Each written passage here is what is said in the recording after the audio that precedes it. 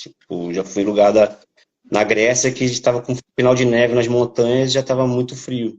Assim, ficar sem luva era um absurdo, não tinha como.